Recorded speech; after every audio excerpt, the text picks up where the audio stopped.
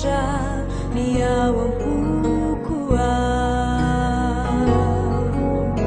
ainao avoko na dia tsy misokatra ireto molotro izay faniriko fantatra ireo sentoboko hitana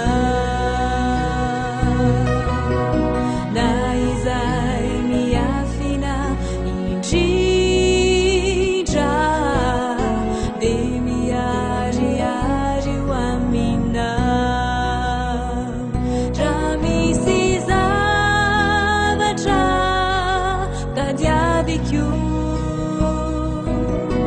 nefa tsy mahasoa ny hoaviko tompo sakano tsy ho tanteraka fa ekeko izay sitraka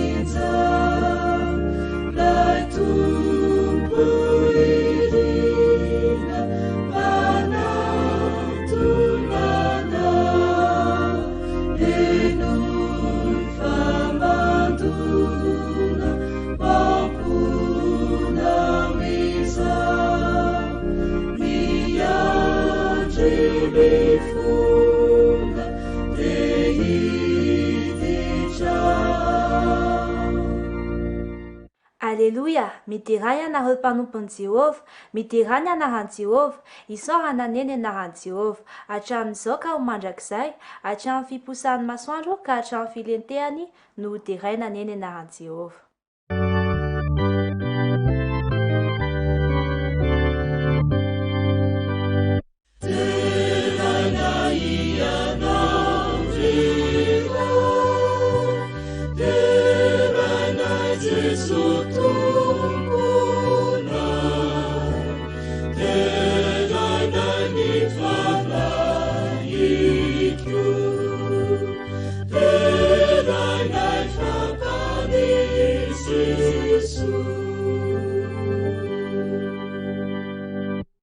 Jehovah Andriamanitra eo, ilay iray masina be voninahitra mpamorona anay.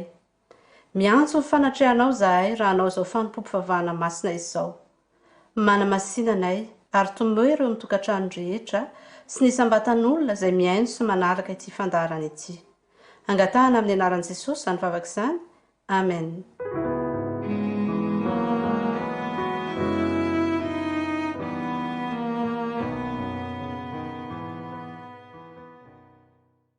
miarahabanao ry neny, ho tahina ombieny. Arapaina koa i dada, ho tahina lalandava. Zoky zandry, arapaina, mbola notahina ka samy velinaina. Sabata miavaka ny androany, natokana ho anay ankizy kely eran-tany. Ka hoy izay hoe shalom, ny fiadanana ny hitoetra amintsika, ho santatry ny any amin'ilay paradisa. Ka ho fifampiarabana dia izao, iza rao teny soa ny olo akaikinao. Andeha isika hifanompo fahatanana, mifalia dia hidikio ny namana. Ho tahina ny anao amin'izao sabata izao. Andriamanitra ho fiadanana ny ho aminareo rehetra. Amen.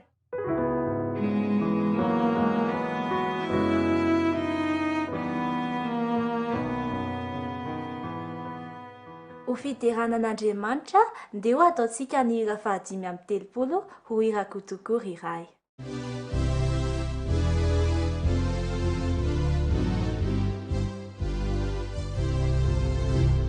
Hira kotokory ilay fity mahery, fa fity amanama mamerina ny bery. O hira, rifoko hira, fa tena ty ilay mpamosina.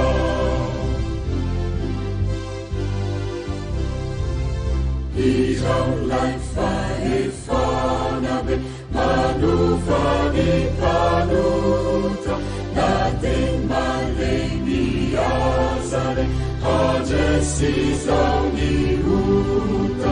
O hira, jifuku hira, fatena ti ilai pamuzina.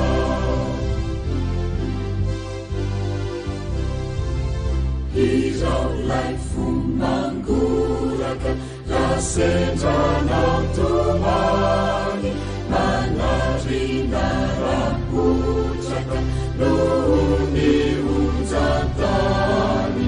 O hira, rifuku hira, fatena ti ilai pamuzina.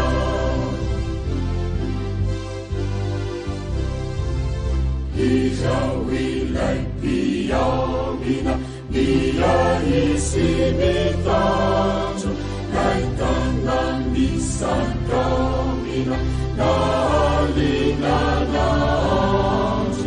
O hira, rifuku hira, fatena ti ilai pamuzina.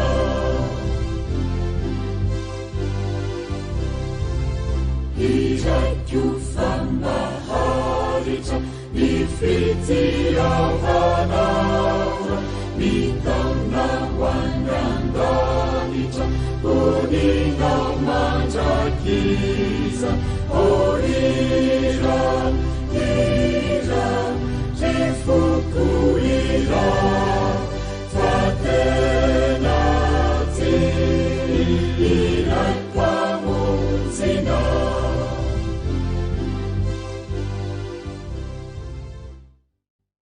Andeha isika hiaraka hanokatra amin'ny baibolitsika ka mamaky izay voasoratra ao amin'ny toriteny 4:7-10.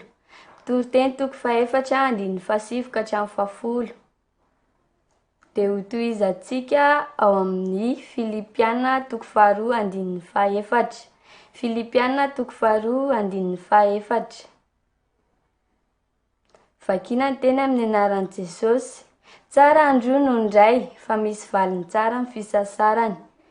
Raha misy lavo izy dia hareny namany, fa mahantra ny lavo izay tsy manana namana anarina azy. Filipiana 2:4. Aza samy hevitry ny azy ihany, fa samy ny any namany koa. handeha isika hiaraka andohalika hivavaka.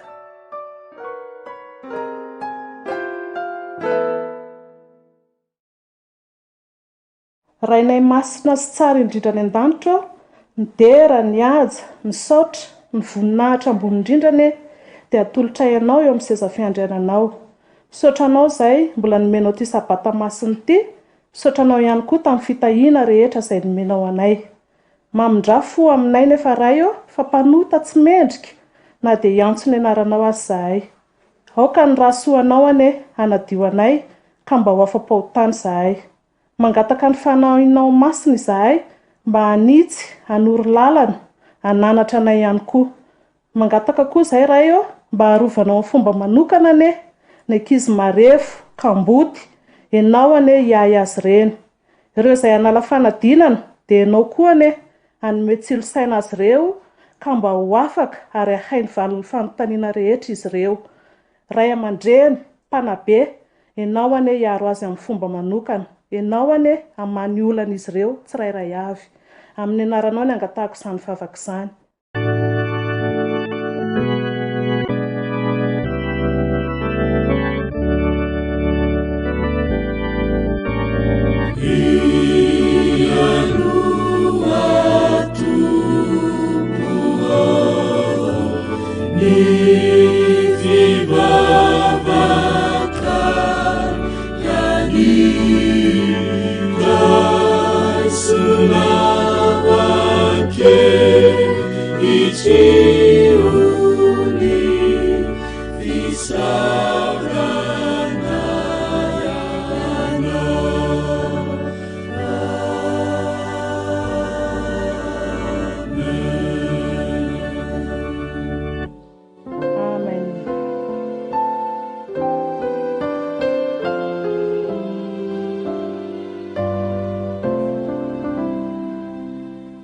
Zao sika dia tonga eo amin'ny fanentanana fanatitra sy ampafolony. Iaraka hanao vavaka manginitsika. Mandray dia manome, rehefa manaro azy dia manome, mandray dia mamerina amin'ny tompony anjarany. Omen'Andriamanitra fahazavana sy fitahiana ny mpino marina tsirairay. Rehefa manome izay niraisiny izy dia mitombo ny fahafahany mandray. Andonga vakitsika amin'ny Malaki 3:7 entinareo fahafolo-karena rehetra ao amin'ny trano firaketako mba hasikanina ao an-trango ary izaho toetra amin'izany aho, hoy Jehovah tompony maro. Raha tsy ho vahako ny varavaran'ny lanitra ho anareo ka ampidinako fitahiana manana ambiampy ho anareo. Engane isika mba hafoy rehefa mandray dia omen'Andriamanitra fitahiana. Iaraka hivavaka ary tika. Andriamanitra rainay tsara sy masina indrindra izay any an-danitra, hanolotra ny ampafolony sy fanatitra izahay. Raisy izany mba havita be amin'ny asanao. Sotra raha eo, amen. Anatazantsika amin'ny fanatitra dia handrefy akiritsika.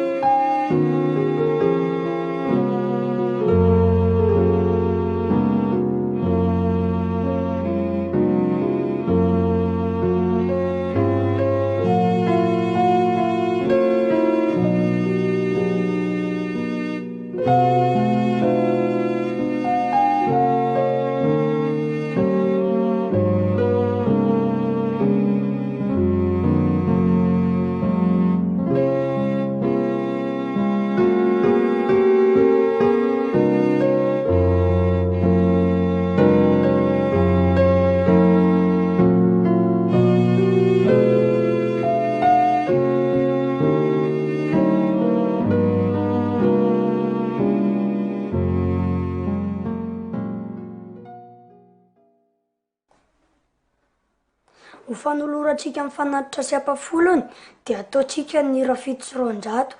Ao ny fanatitra entinay.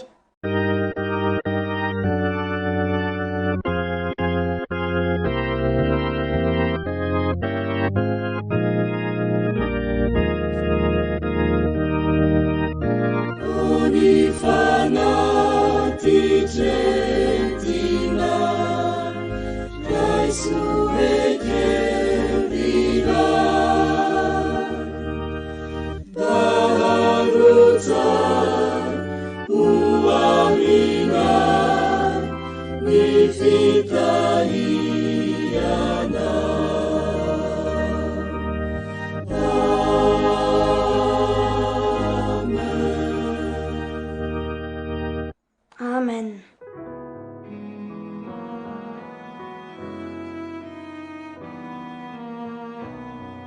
Mialohan'ny rosotsika amin'ny fotoana manokana hitondranam-bavaka ny ankizy dia andreny hira afafazo izay iran'ny les héritiers du trône avy ao andavamamba isika.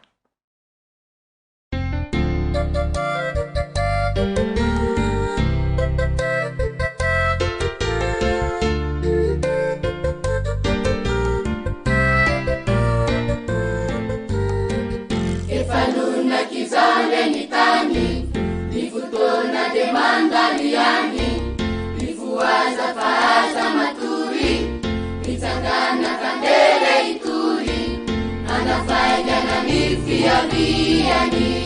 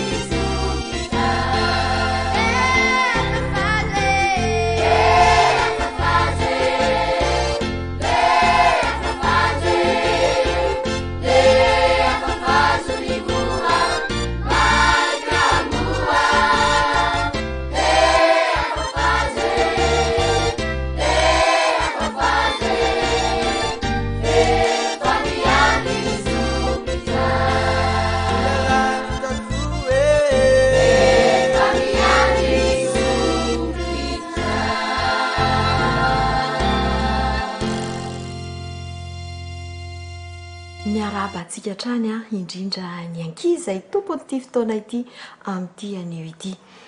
Mialohany hidirantsika amin'ny vavaka manokana dia andeha ho asiantsika resaka kely aloha ny anton'izao fotoana manokana izao. Eo anivon'ny fitantanana sy ny programa NASA ny fiangonana adventiste maneran-tany dia misy fotoana manokana izay atolotra ho an'ny ankizy. Eo ny fotoana ndre mandeha isan-taona dia ny sabatan'ny ankizy izany. Fa ny fotoana ohatran'izao indray dia ny sabata fahadimy. Isaka sabata fahadimy dia antsoina hoe fiangonan'ny ankizy. Izany hoe mandray anjara be toy ny hoe any ankizy mihitsy ny fiangonana izany rehefa sabata fahadimy. Eo no ampianarana azy, eo no andraisany anjara be da be amin'izany hoe fiainam-piangonana izany. Dia izay indrindra no anaovantsika ity hoe sabata fahadimy fiangonan'ny ankizy ity. Ary isaky ny fiangonana tsirairay avy dia manatanteraka an'izany.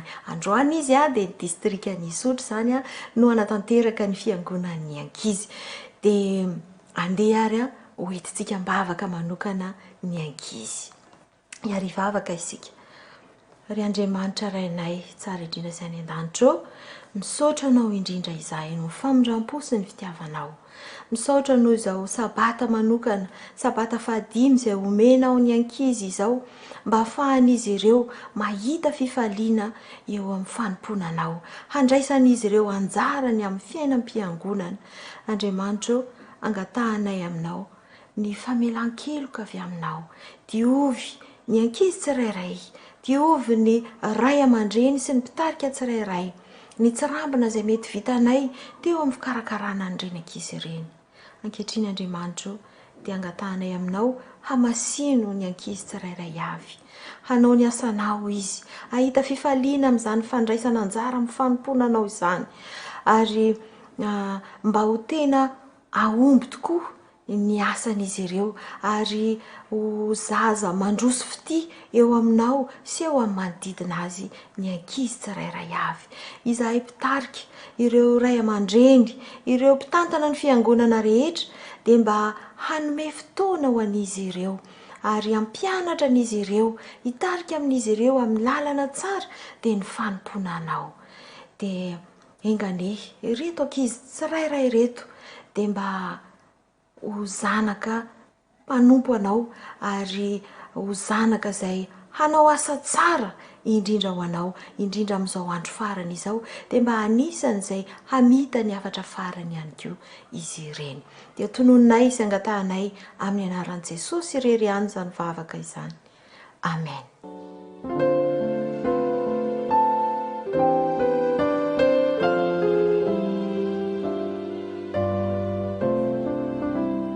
Ny alohan'ny rosotsika amin'ny toriteny dia andre ny hira mbo henonay irainy ankizy ny ora farany avy eo an-dotam-penaka isika.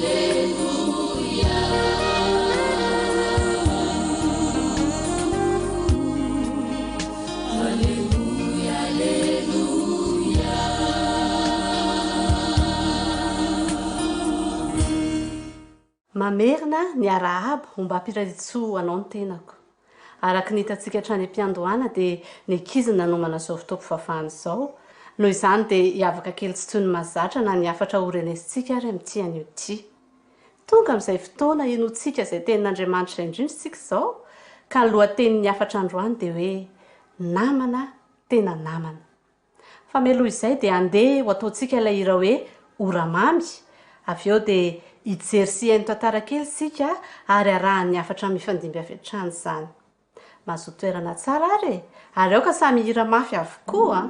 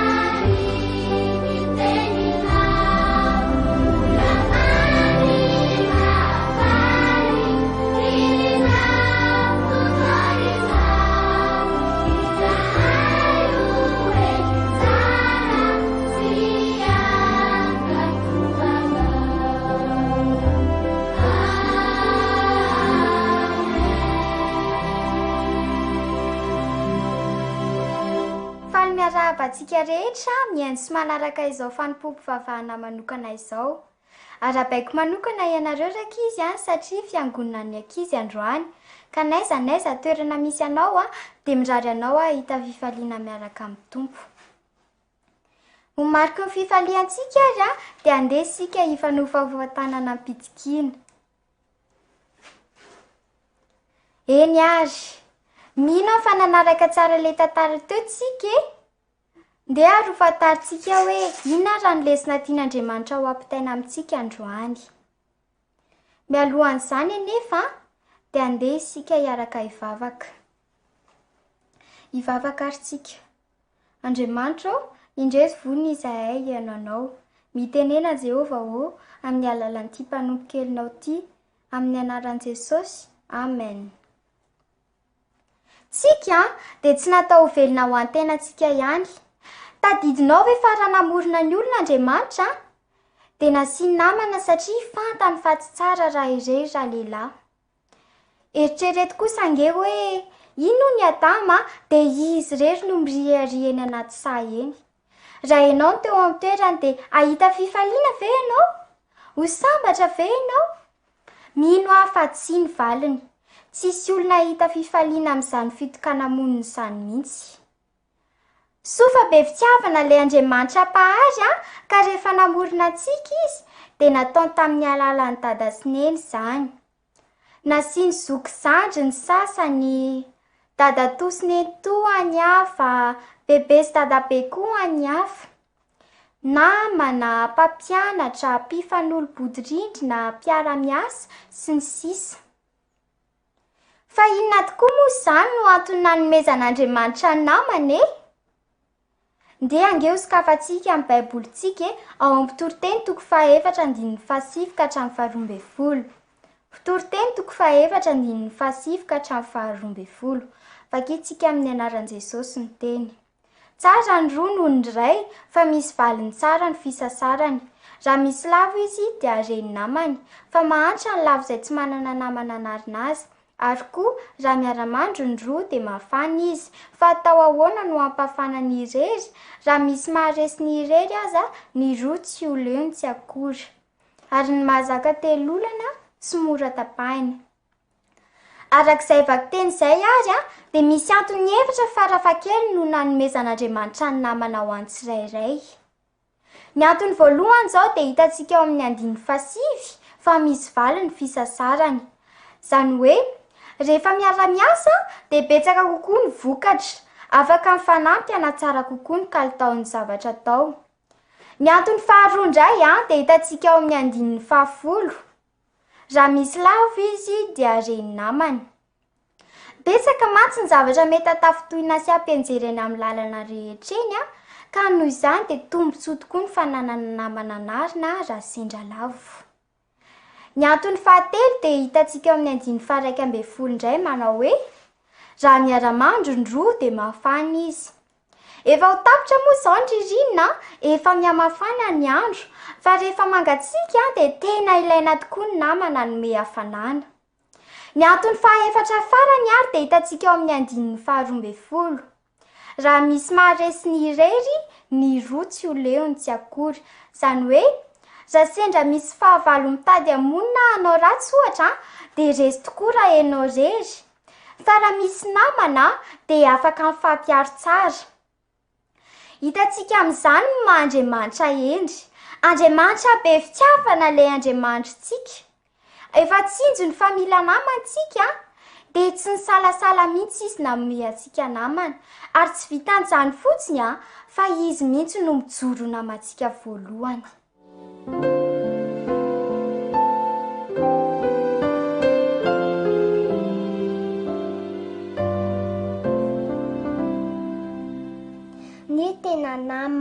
Ny tena namana tsy mba mandao na trapa-oriana na faly anao.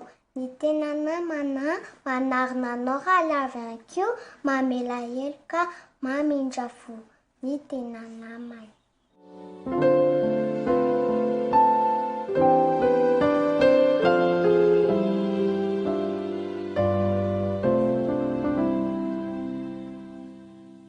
Hitantsika teo ary izany fa Andriamanitra ny namantsika voalohany, ary isika dia noforonina ho mpinamana, mba ho naman'ireo mila namana. Koa satria Andriamanitra ny namako, izao naman'Andriamanitra, ny fanontaniana mipetraka manaraka dia hoe namana manao ahoana moa aho? Inona no adidiko amin'ny namana? Tsotra ny valiny ary ny tenin'Andriamanitra ihany mamaly azy.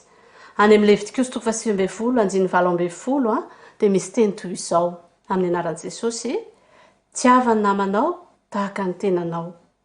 Intsivy miverina io teny io anaty Baiboly ary tsy any amin'ny testamenta taloha ihany fa hatrany amin'ny testamenta vaovao. Ahoana indray ary izany tia namana tahaka ny tena izany? Dia mbola ny tenin'Andriamanitra ihany manazava izany. Jaona 7:9 izay teny efa haintsika loatra izy io. Jaona 7:9 vakitsika amin'ny anaran'i Jesosy hatrany. Fa toy izao ny tiavan'Andriamanitra izao tontolo izao: nomeny ny zanany lahy-tokana mba tsy ho very izay rehetra mino azy, fa anana ny fiainana mandrakizay. Tiava ny namanao, tiava. Dia eto azavainy fa toy izao no ny tiavan'Andriamanitra. Ahoana no ny tiavan'Andriamanitra? Mialohana nazavan'ilay fomba ny tiavan'Andriamanitra aloha dia hoy ny soratra masina hoe fa toy izao. Toa te hilaza izany hoe ohatran'io, io no ohatra alaitsika tahaka. Ohatran'ny ahoana ary ilay hoe tiava ny namanao tahaka ny tenanao? Mivalina. Fa toy izao no ny tiavan'Andriamanitra izao tontolo izao: nomeny ny zanany lahy-tokana mba tsy ho very izay rehetra mino azy, fa anana fiainana mandrakizay. Tokana, tsy hoe misy hafa, tokana mira ray, tsisy afa-tsy io. Kanefa dia nafoiny mba tsy hahavery izao tontolo izao, mba hananana izao tontolo izao ny fiainana mandrakizay. Izany hoe rehefa nomeny ilay tokana dia tsy nanana tsony izy, zay le hoe tsiavany namanao tahaka ny tenanao. Mino afahatakatra tsara ny tsinambary. Na izany aza nefa mba hampazava azy kokoa, indrindra ho an'ny ankizy dia andeha hitanisa vitsivitsy amin'ireo fitiavana sy fikarakarana namana nataon'i Jesosy isika tamin'ny fandalovany tetỳ tany. Voalohany amin'ireny dia nanomeza ny sakafo ny noana.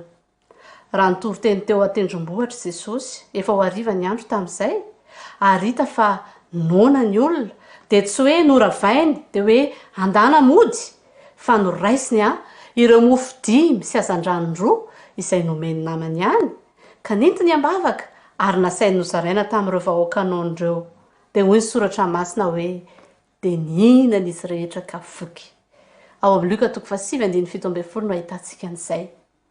Rehefa nanaratina nandritra ny alina ihany koa reto mpianatra Jesosy, ka sady reraka no kivy satria tsy nahazo trondro, dia fantatry Jesosy fa noana izy ireo ary mila hanina, dia nikarakara ny sakafo maraina. Nanasitrana ny marary ihany koa Jesosy. Betsaka ireo marary nosotranin'i Jesosy ao amin'ny Baiboly ary tsy ho voatanisantsika eto daholo. Ao ilay lehilahy narary ny paralisisa ohatra, ireo boka 10 lahy, ireo jamba nampahiratiny, ilay vehivavy nitsidra sy ny maro hafa. Ankoatr'izay dia nanafiny nitanjaka izy. Rehefa arisaina ilay demoniaka, hitantsika ao Marka 5 izay tantara izay, dia amin'ny 15 dia hoe notafiany Jesosy lamba izy. Ankoatr'izay, niaro ny ampahoriana izy. Rehefa nikasa hitorabato ilay vehivavy tratra nijangajanga ny vahoaka, dia nosakanan Jesosy, narovan Jesosy ilay vehivavy. Nanangana amin'ny maty ihany koa izy, mba hazony mamafa ny ranomasolatsaka, vokatry ny fahafatesany. Tsy navelany ho afa-baraka ihany koa ireo mpanambady raha lany ny divay, fa ny rano no novany ho divay. Tsy niara-nofy ihany, fa niara-panandry indrindra dia fantatsika fa nanova fon'olona maro Jesosy. Reny rehetra ireny no ohatra ao antsika, mba hatakarantsika ny tokony ataontsika, ny adidintsika amin'ny manamana antsika. Andeha hiverenantsika vakina ny Filipiana 2:4 izay efa novakina tamintsika tariam-piandohana. Amin'ny anaran'i Jesosy, aza samy mihevitra ny azy ihany, fa ny an'ny namany koa. Mampirisika antsika eto ny tenin'Andriamanitra mba tsy ho tia tena, fa hevitra ny namana. Ho tia ny namana tahaka ny tena. Anaraka ireo ohatra nasehon'ilay namana tena namana, dia Jesosy izany, ny amin'ny fanehoam-pitiavana ireo mily izany. Tiava ny namanao tahaka ny tenanao. Ry ray aman-dreny namako, ry zandry-zanaka, rakizy malala, dia ho sambatra ve ianao? Dia ahita fifaliana amin'ny fiainana? Voalohany indrindra dia izao hoe, raiso ho namana tena naman'i Jesosy. Tsy hoe atao havana raha misy patsa, araka ny fiteny malagasy sanatria, ka rehefa misy ilana azy ihany vao andeha hidododo anantona azy, fa aoka remba ho namana ny fiainana andavanandro mihitsy izy. Izarana ny fifaliana, ny manahirana, izarana ny etaeta sy ny fikasana rehetra. Manaraka izany, andeha sika nanapa-kevitra mba ho tahaka azy koa e. Ho namana, tena naman'ireo mila namana. Ka amin'ny fotoana rehetra dia hevitra ny namana tahaka ny tena. Ho mpanarina ny lafo, ho mpamana ny nona, mpampisotro ny mangetaheta, mpiaro ny madinika, mpampahery ny kivy, mampiatrano ny vahiny reraka, manampy amin'ny fahasahiranana sy ny sisa. Ka any andro iray iverenan'ny tompontsika dia ho fifaliana ho anao ny hitsena azy ary andreo ny feo ny anasanao hoe avy anareo izay nitahiny indraiko, mandovany fanjakana izay voavoatra ho anareo hatrizay nanorenana izao tontolo izao. Fanona aho dia nomenareo hanina, nangetaheta aho dia nampisotroanareo, ny vahiny aho dia nampiatranonareo, narary aho dia nitsaboanareo, tao hatramin'ny maizina aho dia novanginareo. Lasaiko aminareo marina tokoa, arak'izay efa nataonareo tamin'ny anankiray tamin'ireto rahalahy kely indrindra reto no nataonareo tamiko. Matthieu 5:4-7:30 ary 5:40. Tianao ve ny ho namana tena namana? Irinao ve ny andrean'i Jesosy anasanao hiditra ao amin'ny fanjakana iray andro any? Mitahaka adidy sy andraikitra izany, izay tsy vitantsika amin'ny herin'ny tenantsika manokana, fa mila ny fanampian'ny fanahy masina. Koa ankehitriny ary, manasanao ao, andesika hiara hitsangana eo mibavaka angataka izany ero fanamasina izany. Ivavaka isika. Jehovah Andriamanitra eo, anao ny dera, ny aja ary ny voninahitra mandrakizay. Misaotra anao zahay noho ny fitahinao, ny fitiavanao ary ny famindraponao. Misaotra anao ihany koa noho ny afatra natolotra ao anay androany. Nanehonao fa ianao ilay namana tena namana, manampy sy miandry tsirairay eo amin'ny fiainana, ary tianao sy irinay ihany koa raha mba ho tonga namana tena namana tahaka anao zahay. Tsy hainay anefa izany koa mangataka izahay Tompo, tafio ny herin'ny fanahy masina. Mangataka izahay, omeo anay ilay fitiavana toy ny anao, hitiavanay ny namanay tahaka ny tenanay. Mangataka ny fahafahamanao ihany koa izahay ahavitanay ny adidy amin'ireo namana mila izany, ka mba ho tonga namana tena namana ireo mila namana ny izahay. Apetraka eo an-tananao ny fiainany tsirairay, amin'ny anaran'i Jesosy no angatahako ny vavaka. Amen.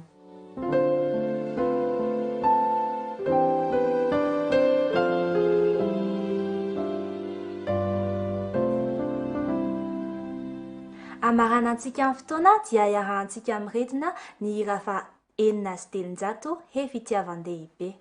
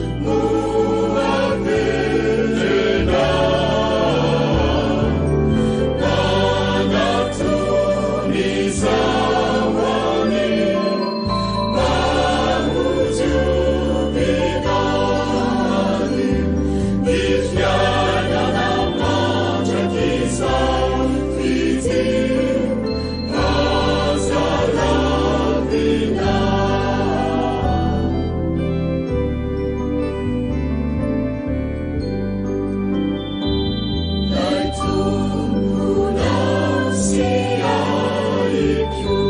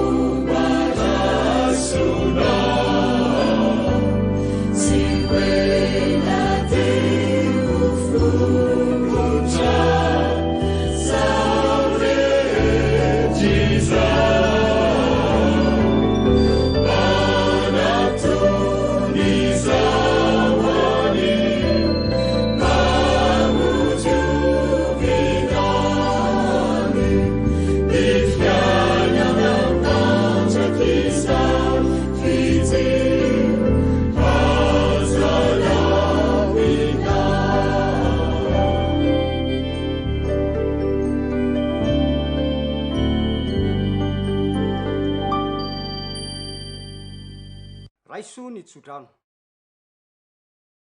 ary andriamanitry ny fiadanana ane hamasina anareo sambo tanteraka ka aoka arovana avokoa ny fanahinareo sy ny ainareo ary ny tenanareo tanteraka ka tsy anatsiny amin'ny fiaviany Jesosy Kristy tompontsika. Mahatoky izay niantso anareo sady izy ihany no anefa izany. Ho aminareo ane ny fahasoavan'i Jesosy Kristy tompontsika, ny fitiavan'Andriamanitra ray ary ny fampiraisana avy amin'ny fanahy masina hatramin'ny taloha indrindra ka ho mandrakizay. Amen.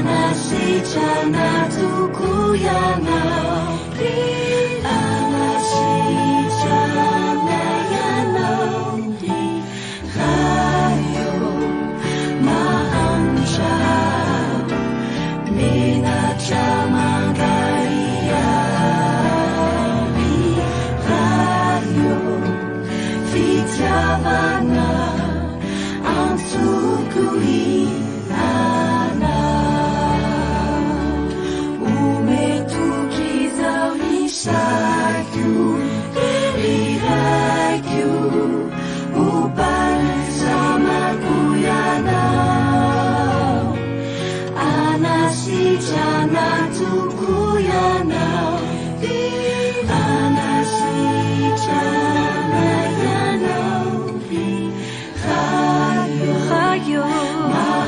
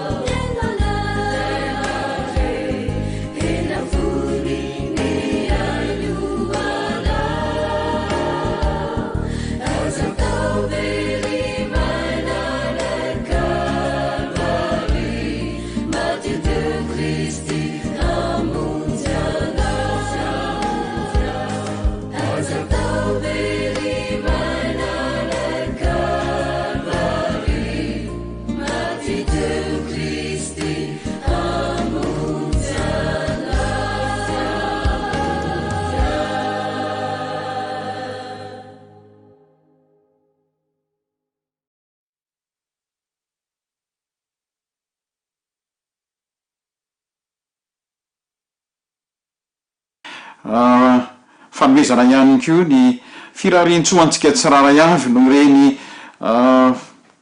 fotoana sarobidy zay niarahantsika hatramin'ny fanombohana niarahana tamin'ny distrikany Isotry nanao ny aintsio zavatra izy reny tamin'ny fikarakarana rehetra fanomanana ihany koa eo amin'ny fandavorariana ny endriky ny programa rehetra isaoran'Andriamanitra noho ny fandaminana izay nitranga tamin'ity fotoana ity.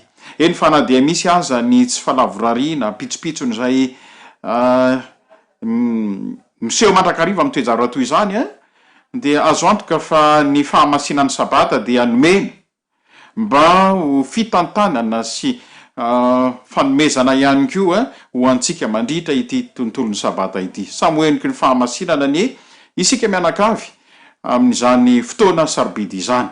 Tsara ny mampatsiahy amin'izao fotoana izao fa isy ny fotoana manokana ho an'ny mpanala fanadinana amin'ny folakandro.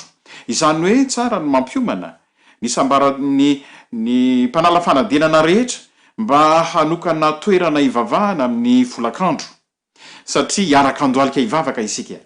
Isy mpitarika ety anoloana hitondram-bavaka ary ny firariana na dia misy aza ny tsimokaretina zay nitranga zay nafahantsika zay tsy nafahantsika nianatra dia rehefa mikarakara Andriamanitra, rehefa manome ny tombontsoa Andriamanitra, rehefa mitay Andriamanitra dia feno fahombiazana mandrakariva ny fotoana rehetra. Ampatsiahivina zany mandrakariva fa isy ny fotoana manokana ho an'ny mpanala fanadinana.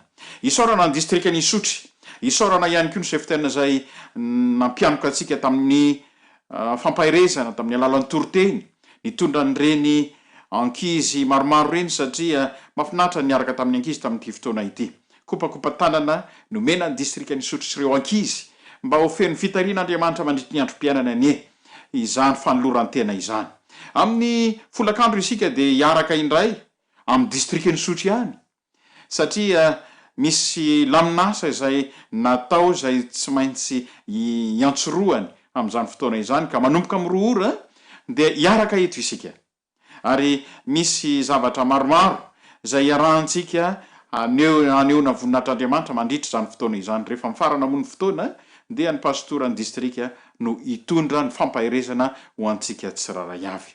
Amin'ity fotoana ity dia antotanterina ny fitondranam-bavaka ho an'ireo mpanala fanadinana. Aza tao antsirampina ary zandry malala isany izany fotoana izany satria io no anto ny fahombiazana.